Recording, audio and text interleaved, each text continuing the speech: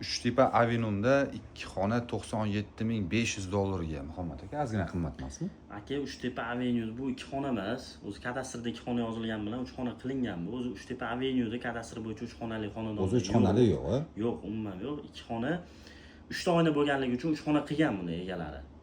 Shuning uchun 3 xona deb reklama qilinadi. Qadrdonlar, 2 xona 3 xona qilingan, полноценный, hamma xonasi разделный, 65 kvadrat 97.500 dollarga yevro remont holatdagi uyimiz sotuvga chiqqan.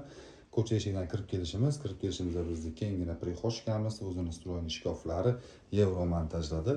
Uzungina koridor, har bitta xonasi разделный bo'lgan uyimiz sotuvga chiqqan. Birinchi xonamiz bolalar yotoqxonasi, ko'rishingiz mumkin, ajoyib podsvetkalar bilan remontlarini ham zo'r qilib qo'yishgan ekan. Sanuzel qismi ko'rsatib o'taman. Sanuzel qismi ikkita ekan, hammasi разделный bo'lishingiz mumkin. Ota-onalar yotoqxonasi bu ikkinchi xonamiz bo'ladi. Ota-onalar yotoqxonasida ham hamma kerakli narsalar, remontlariga gap bo'lishi mumkin emas. Hamma narsani o'z o'rnida qo'yib ketishgan ekan. Uchinchi xonamiz bu asosiy zal qismimiz bo'ladi. Zalda ham ko'rishingiz mumkin, barcha kerakli mebel texnika, mягкий zonalari, televizorlar. Oshxonaga hid chiqmasligi uchun oynalar qo'yib qo'yishgan ekan. Bu oshxona qismimiz bo'ladi. Oshxonada ham ko'rgan barcha mebel texnikalar qoladi.